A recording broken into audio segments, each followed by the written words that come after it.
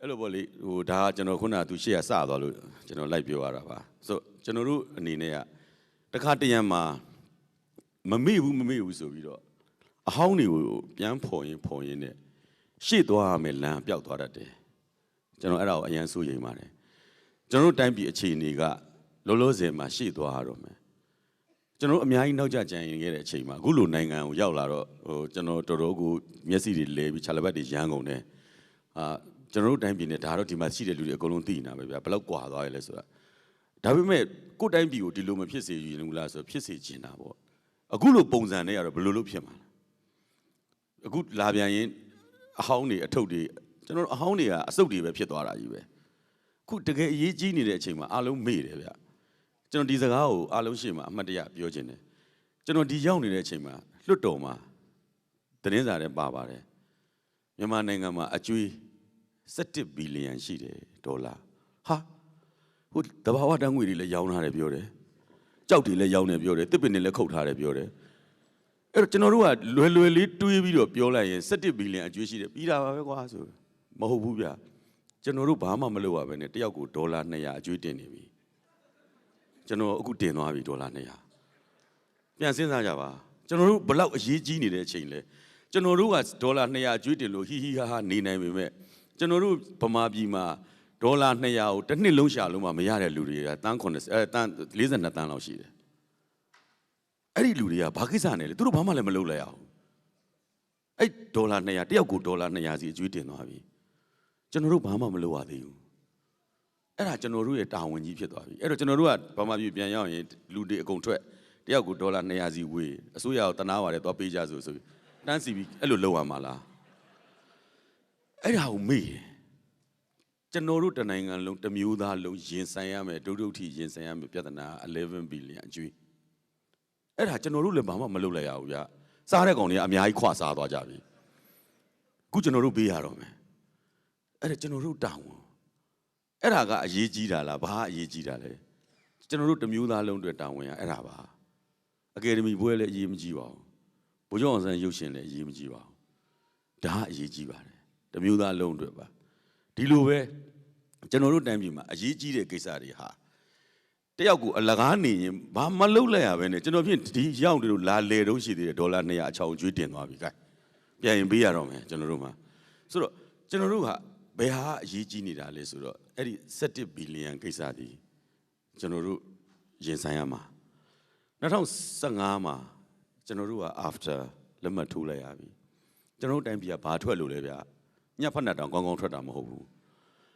နိုင်ငံခြားလူတွေကအုံနဲ့ကျင်းနဲ့ခဲပြီးတော့အာဆီယံအတိုက်အဝန်းအကုန်လုံးကကျွန်တော်တို့တိုင်းပြည်ကိုပစ္စည်းပို့တော့မယ်ကျွန်တော်တို့ငုတ်တုတ်ပိတ်ခံနေဝယ်ရှိတော့တယ်သူတို့ကအခွန်အကောက်မဲ့ဖြစ်သွားတဲ့အတွက်အတားအဆီးမရှိကျွန်တော်တို့စီလာတော့မယ်ကျွန်တော်တို့စီမှာဘာဆက်ယုံရှိလို့လဲတိုင်းပြည်မှာအချမ်းသာဆုံးဆက်ယုံကလေဆက်ယုံပဲရှိတယ်ဘယ်နာသွားကြည့်လိုက်ကြည့်လိုက်အာနေတဲ့လူတွေကြီးပဲ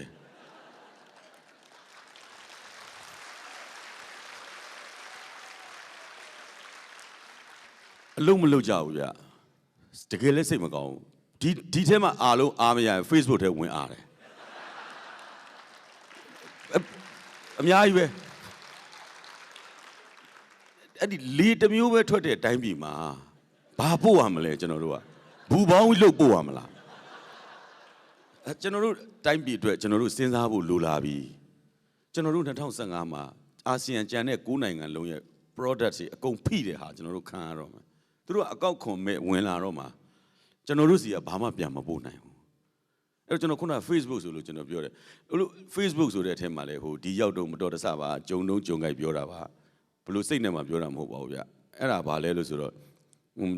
အဲလီမှာလဲရှိတယ်ကျွန်တော်နဲ့တွေ့တဲ့ကလေးတွေကပြောတယ် Facebook ရဲ့ဝေါ်ဟာရများပေါ့ကျွန်တော်တော်တော်ကြောက်သွားတယ်အဲ့စကလုံးဘာလို့ဆိုတော့ဦးလေးတဲ့ပြောပါလို့သမင်းဆိုင်မှာတွေ့တော့ဟိုဦးလေးကျမဟိုလိုက်လှုပ်ထားတယ်နော်တဲ့ဟမ်ဘာပြောတာလဲကျမဦးလေးလိုက်လှုပ်ထားတယ်နော်တဲ့ဟုတ်ပြီးကျမတက်လှုပ်လိုက်အောင်တဲ့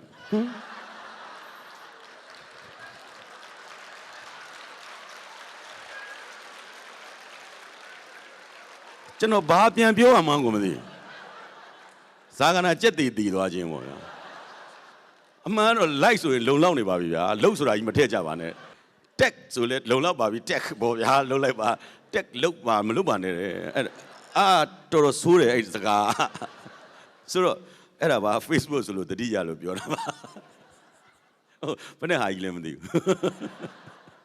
tech ဆိုလဲရလိုက်တာပဲကျွန်တော် tech ထားတယ်နော်ဆိုလဲပြီးတာပဲနော်အဲ့လိုအဲ့ဒါကြီးနောက်ကဟာကြီးမထည့်ပါနဲ့အဲ့လိုပေါ့ကျွန်တော်တို့စီမှာအရေးကြီးတဲ့ကိစ္စလေးတွေဟိုပြောရမယ့်ကိစ္စလေးတွေခုလိုပေါ့ကျွန်တော်တို့11 billion ကိစ္စဟာကျွန်တော်တို့အရေးကြီးနေတယ်ခုနကျွန်တော်ပြောသလိုတိုင်းရင်းသားကိစ္စကချင်ကိစ္စအရေးကြီးပါတယ်ကရင်ကိစ္စကလည်းအရေးကြီးပါတယ်တနိုင်ငံလုံးငြိမ်းချမ်းရေးကလည်းအရေးကြီးပါတယ် after ကလည်းအရေးကြီးပါတယ်2014မှာဟိုရောက်လာမဲ့ကျွန်တော်တို့ဥက္ကဋ္ဌကိစ္စကလည်းအရေးကြီးပါတယ်မလွတ်သေးတဲ့အကျဉ်းသားတွေကလည်းအရေးကြီးပါတယ်အကျဉ်းသားတွေလွတ်လပ်ပြီးပြောတယ်အမေရိကန်ဆိုရတဲ့တို့ကျွန်တော်ပြောဘယ်မှာကြံသေးတယ်လေလို့ဘယ်နှစ်ယောက်ကြံတာလဲ324ယောက်ကြံတယ်ထောင်ထဲမှာ324ယောက်ကြံနေတဲ့အကျဉ်းသားတွေကဘာအကျဉ်းသားမဟုတ်လို့လားကျွန်တော်တို့လွတ်ပေးပါလို့တောင်းဆိုခဲ့ပါတယ်လွတ်ပေးတဲ့လူတွေလည်းလွတ်ပေးတဲ့လောက်လွတ်ပေးပေမဲ့ကြံတဲ့လူကလည်းကြံနေသေးတာပဲအခုလွတ်ပေးတဲ့လူတွေလွတ်ပေးလိုက်တဲ့အခါမှာနာမည်ကြီးတွေလွတ်ပေးလိုက်တဲ့အတွက်ကြောင့်မင်းကိုနိုင်တို့ကိုကြီးတို့မြားအေးတို့စသဖြင့်လူတွေအများကြီးထွက်လာတယ်အဲ့ဒီမှာနေအားကုန်သွားတယ်နောက်လူတွေကိုမေ့သွားကြတယ်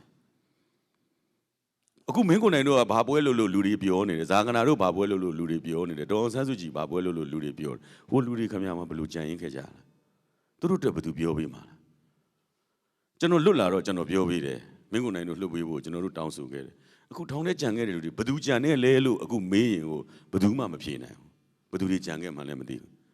ဘယ်မီဒီယာမှလည်းမပါဘူးကြံခဲ့တဲ့လူတွေရဲ့စည်ရင်လည်းမတွေ့ရအောင်ထောင်ထဲဘယ်သူကြံခဲ့တာလဲကြံခဲ့တဲ့လူတွေအများကြီးပါဥက္ကံဘီယာအမှုတွဲခုနအစာရေးတဲ့ဥက္ကံဘီယာအမှုတွဲဥက္ကံဘီယာကိုလွတ်ပေးလိုက်ပေမဲ့သူ့အမှုတွဲတွေကြံခဲ့တယ်ဆိုပါတော့မြကြီးနားထောင်မှာဥက္ကန္ဒတာရဆိုတဲ့ဘုန်းကြီးကြံခဲ့တယ်မြကြီးနားထောင်မှာပဲဥဓမ္မတာမိဆိုတဲ့ဘုန်းကြီးကြံခဲ့တယ်မန္တလေးကဘုန်းကြီးတွေဂမ်ဘီယာကတော့လွတ်သွားပြီလေသူတို့ကြံနေတယ်ဘယ်သူဆက်တောင်းပေးမှလဲဂမ်ဘီယာတောင်းပေးမှလားမက်ကင်ကျောင်းကချိတ်ထားတဲ့ဒလောက်လောက်သေးတဲ့တော့လေးကဒီလိုထိုးရင်အောင်ပွင့်ပါတယ်အဲ့ဒါကိုဂမ်ဘီယာရိုက်ဖြတ်တဲ့အတွက်အရေးကြီးနေတယ်ဆိုရင်ထောင်ထဲကြံခဲ့တဲ့တော့ချိုးထွက်မလာနိုင်တဲ့ဘုန်းကြီးတွေကိုအရေးမကြီးဘူးလားဗျာကျွန်တော်ပြောတာအရေးကြီးတာကိုစဉ်းစားပေးစီချင်တာပါအခုကဖြစ်နေတာကလွတ်လာတဲ့လူတွေကဟိုပွဲတွေတက်နေတာတအားများတယ်အဲ့ဒီပွဲတွေမှာပဲကြံတဲ့လူတွေလည်းပျော်သွားတယ်ကျွန်တော်တို့တိုင်းပြည်တပြည်လုံးပွဲကြိုက်ခင်နဲ့ပွဲကြိုက်မောင်တွေဖြစ်ကုန်တာဟိုအဲ့ဒါကျွန်တော်ဖြစ်စေချင်တာအရေးကြီးတာလေးတွေကကြံတဲ့လူတွေအတွက်လည်းဟိုဒီမှာရှိတဲ့လူတွေအများကြီးပါဗျာကျွန်တော်သိပါတယ်ဒါပေမဲ့ဟိုဆန်ဖရန်စစ္စကိုတို့ဒီပါလေအယ်လီတို့ကလူတွေလည်းထောင်ထဲကအကျဉ်းသားတွေအတွက်ပတ်စံတွေပို့ပြီးတော့လှုပ်တယ်ပါညာပေါ့ဗျာဒါလည်းကျွန်တော်တို့ထောင်ထဲမှာလည်းကြားနေရတာပဲဒါပေမဲ့မကုန်သေးပါဘူးကြံပါသေးတယ်ဆိုတာတော့ကျွန်တော်တိတိလင်းလင်းပြောပြစီကုညီနိုင်ရင်ဆက်ကုညီကြပါတကယ်ထောင်ထဲမှာရှိတဲ့လူတွေအတွက်ကစီလေးတပလင်းကိုတလစားရပါတယ်စီတပလင်းဆိုတာ40သားမဟုတ်ဘူးเนาะပလင်းအသေးကိုပြောတာအဲ့ဒါကိုတလစားရပါတယ်အဲ့ဒီတလကိုသူတို့စီကိုပို့လိုက်လို့ဘာမှမဖြစ်တော့ဘူးလို့ထင်ပေမဲ့စိတ်ပိုင်းဆိုင်ရာအရာကြတော့အရန်ဝန်တာကြငါတော့ဘယ်သူပို့လိုက်တာကျွန်တော်ဆိုရင်စိတ်တောင်မကောင်းထွင်းနေတာဘုကတရားစာအုပ်ကလေးတွေပေးခိုင်းတယ်ကျွန်တော်ယူတယ်ထောင်ထဲထည့်တယ်ထောင်ထဲကကောင်တွေကစာပြန်ရေးတယ်ထွင်းနေတာဘုကအဲ့ဒီစာအုပ်ဖတ်ပြီးငိုတယ်ငိုတော့ပါတယ်တကယ်ထောင်ထဲမှာတရားစာအုပ်တအုပ်ခါလဲဒေါ်လာ3သိန်းနဲ့မလဲနိုင်ဘူးထောင်ထဲမှာပြောတာအပြင်မှာဆိုတော့လဲမှာပေါ့ဗျာလွတ်ဟုတ်တယ်ကျွန်တော်ပြောတာထောင်ထဲမှာပြောတာသူတို့စိတ်ထဲမှာဒါကြီးမြင်ရတော့ငါတို့ကိုအတိမတ်ပြုတယ်ငါတို့ကိုသူတို့အားပေးနေတယ်အခုကြံခဲ့တဲ့လူတွေအားလုံးဟာနာမည်ကြီးတွေမဟုတ်ကြရှာဘူးသူတို့ဟာ nobody တွေပါဘယ်သူမှမသိဘူးဘယ်သူမှမသိတဲ့လူတွေကိုကြတော့ဘယ်သူမှအဖက်မလုပ်ကြတော့ဘူးကျွန်တော်ဒီစကားကိုတဲ့တယ်ပြောတာတိတိလင်းလင်းပြောတာကျွန်တော်စကားကိုကျွန်တော်တာဝန်ယူရဲလို့ကျွန်တော်ပြောတာကျွန်တော်ရှင်းတယ်ကျွန်တော်စကားကိုတာဝန်ယူတယ်ဒီမှာရိုက်နေကြတဲ့လူတွေလည်းခုန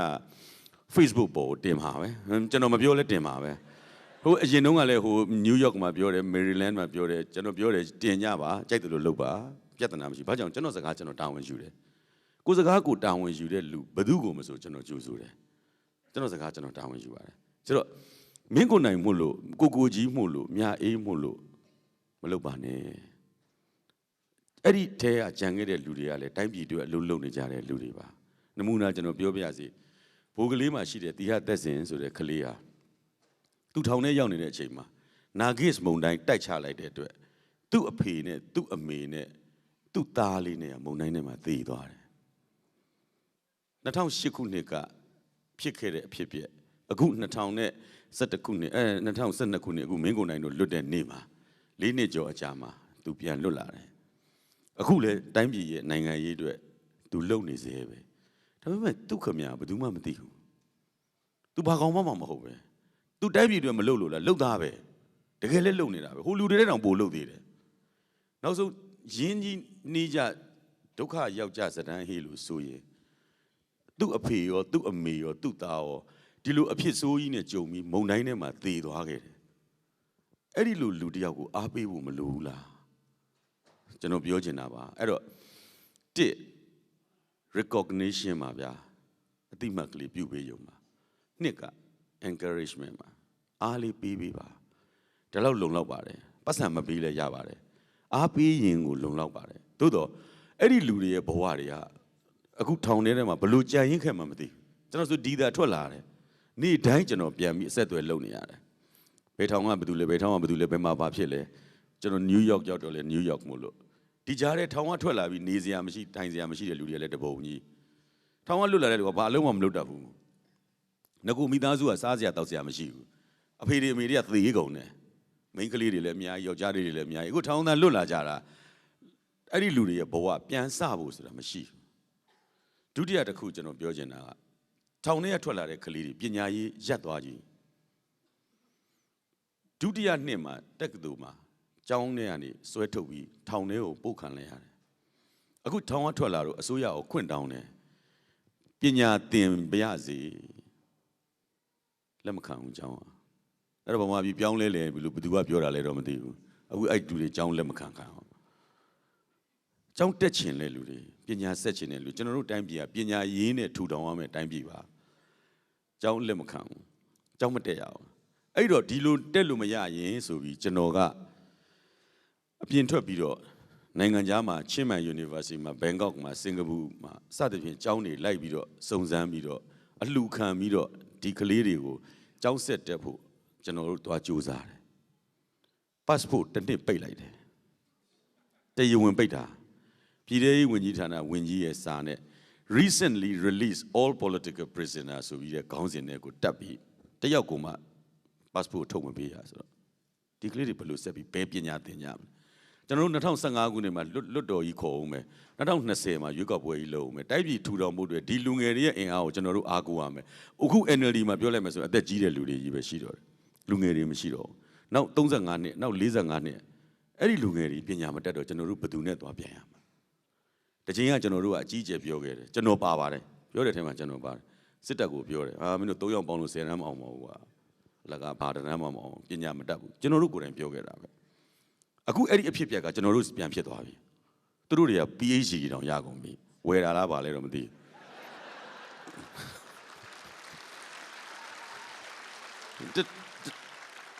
တကယ်ဒိတ်ဒိတ်ကျပညာတတ်တွေဖြစ်ကုန်ပြီကျွန်တော်တို့ကြည့်လိုက်ရင်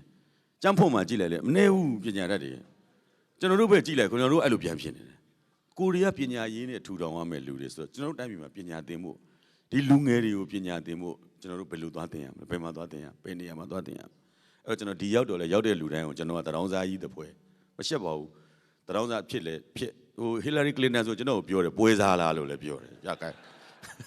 ပွဲစားဖြစ်လေပြဿနာမရှိဘူးဖြစ်ကျွန်တော်တိုင်းပြည်တွေဖြစ်တာဖြစ်ချင်တာဖြစ်လေကျွန်တော်ပညာရေးတွေဒီကလေးတွေကိုကျွန်တော်တောင်းရပါတယ်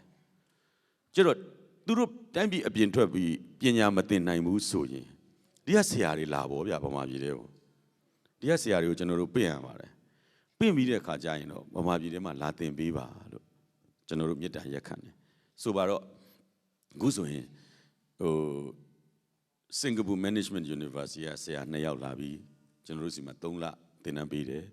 Social Science ကို Bangkok University ကလာပြီး3လသင်တန်းပေးတယ်ဒီလိုလေးတွေနဲ့ကျွန်တော်တို့လုပ်ဒါတောင်မှကျွန်တော်တို့အဲ့ဒီသင်တန်းတွေအတွက်ပတ်စံမပေးနိုင်ဘူးပတ်စံမှမရှိပဲအဲ့ဒီဆရာတွေကိုလာခဲ့ပါသူတို့နေတာနဲ့သူတို့လေရင်မြန်ကဟိုသူတို့ဘာသူတို့ခံရတာ တင်ကျင်လွန်းလို့သူတို့ခင်ဗျာလာတင်ခိုင်းရတာအခုကျွန်တော်တရေဝင်ပြောပါတယ်တပည့်ခါကျရင်ကျွန်တော်မိတ်ဆွေဒီမှာရှိတယ်ကိုမင်းစင်နဲ့ကျွန်တော် Stanford မှာ Larry Diamond ကိုသွားတွေ့ရမှာပါသူကဘာကျော်ကျွန်တော်ထောင်ထဲမှာသူ့ဝတ္ထုဖတ်ခဲ့သူစာအုပ်ဖတ်ခဲ့ရတယ် Spirit of Democracy ဆိုတာသူကျွန်တော်တော့တရေဝင်ဖိတ်ကြားစာပို့ပြီးဗမာပြည်စာလာတင်မှုသူလာတင်တော့တလတင်တပတ်တင်ကျွန်တော်တို့စီကလူတွေမလာနိုင်ဘူးလေအဲ့တော့တောင်ကြီးစီကိုပဲမိုဟာမက်ကလာတော့မှာပေါ့ဗျာကျွန်တော်လိုက်ခေါ်နေရတယ်ဆိုတော့ဒီလိုပါကျွန်တော်လိုက်တောင်းနေပါတယ်ဒါတရေဝင်ပြောတာတရှက်ဘူးဘာလို့သူတို့အတွက်ဒီကလေးတွေအခုဆိုရင်ဟိုပညာသင်ခြင်းရဲ့နဲ့ပညာမသင်ရမယ်လေနောက်တစ်နှစ်ဆိုတာမနေဘူးဗျာနောက်တစ်နှစ်လုံးတက်ကတူလက်မခံဘူးဆိုအဲ့ဒီကလေးတွေအကုန်လမ်းပေါ်ပြန်ရောက်သွားမယ်လမ်းပေါ်မှာစူးစူးပူပူဖြစ်လို့ရတယ်မကျေနပ်တော့ဘူးပောက်ကွဲလို့ရတယ်အချိန်မရွေးအာနာသိမ်းတော့မယ်ဒါဆိုရင်ဒီလမ်းကြောင်းကိုသွားခိုင်းနေတာဒီကလေးတွေလမ်းပေါ်ရောက်လို့ဒီကလေးတွေလမ်းပေါ်မှာဆန္ဒပြခဲ့ရင်နည်းနည်းလေးပဲအော်ကြီးအော်တာနဲ့အာနာသိမ်းလို့ရပြီကျွန်တော်တို့ပြန်သွားရအောင်မယ်62ခုနှစ်ကိုဒီအဖြစ်ကိုကျွန်တော်တို့မဖြစ်ချင်လို့ကျွန်တော်တို့ဒီလောက်ထိလိုက်ပြီးကျွန်တော်တို့ရှောက်ပြောနေရတာအဲ့တော့ဟိုကျွန်တော်တို့ပြောတဲ့စကားတွေထဲမှာကျွန်တော်စကားကိုကျွန်တော်တာဝန်ယူတယ်ကျွန်တော်တို့ပြောတဲ့စကားတွေထဲမှာမှားတာလို့ပါရင်ဒိုဒီမဟုတ်တခုဟိုဘယ်လိုခေါ်မလဲအခြေအမြင့်မရှိဘူးလို့ထင်လေချိန်မြေးကျွန်တော်တို့ ਨੇ ဆွေးနွေးလို့ရတယ်ကျွန်တော်တို့တိုင်းပြည်မှာတော့တကယ်ဒီလိုဖြစ်နေတယ်အခု passport လည်းမရဘူးအဲ့တော့မရတော့ကျွန်တော် passport ရတယ်ကျွန်တော်တယောက်တည်းဦးကြောင်ဖြစ်ပြီးရှောက်သွားနေရတယ်အခုကစင်းသားတာကြီးတော့ရမိတာကိုကျွန်တော်မှားတယ်လို့တော့ဖြစ်လာတယ်အခုဒါပေမဲ့ကျွန်တော်သွားပါတယ်တောင်းပါတယ်ကျန်တဲ့လူတွေနဲ့လည်းဟိုကျွန်တော်တို့ကတော့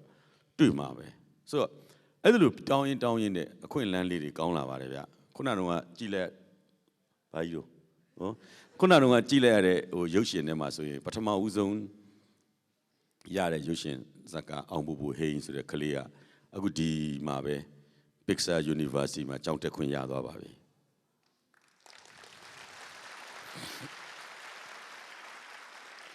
ကျွန်တော်တို့တောင်းအကျုံနှက်သွားတာပေါ့ဗျာနော်နောက်အဲ့ဒီထဲမှာပဲဟိုဒုတိယကြည့်လိုက်ရတဲ့ Still in the Dark ဆိုတဲ့ကလေးက19နှစ်ရပါတယ်အဲ့ဒီချာတိတ်ရဲ့နောက်ဟိုဝိုင်းကားနာမည်ဘာမှမသိတော့အဲ့ဒီအခန်းဖြတ်ဝိုင်းရဲ့နောက်ပြီးတော့ Fellow ဆိုတဲ့စိုးစိုးကားမှာပါသွားတဲ့18နှစ်ပဲရှိသေးတယ်နန္ဒမော်လင်းဆိုတဲ့ဟုတ်ပါဘူးထူးတရာဆိုတဲ့ကလေးတွေ3ယောက်ကဂျာမနီကနေပြီးတော့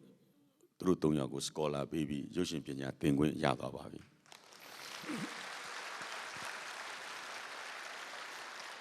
ဆိုတော့ဟိုကျွန်တော်တို့ကတော့အဲ့ဒီလို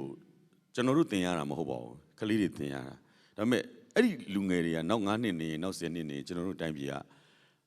အားကိုးရလောက်တဲ့ဒီလို director တွေဖြစ်လာမှာထိုနည်းတူပဲဒီကလေးတွေမှမဟုတ်ပါဘူးတခြားကလေးတွေရဲ့ပညာရေးတွေကို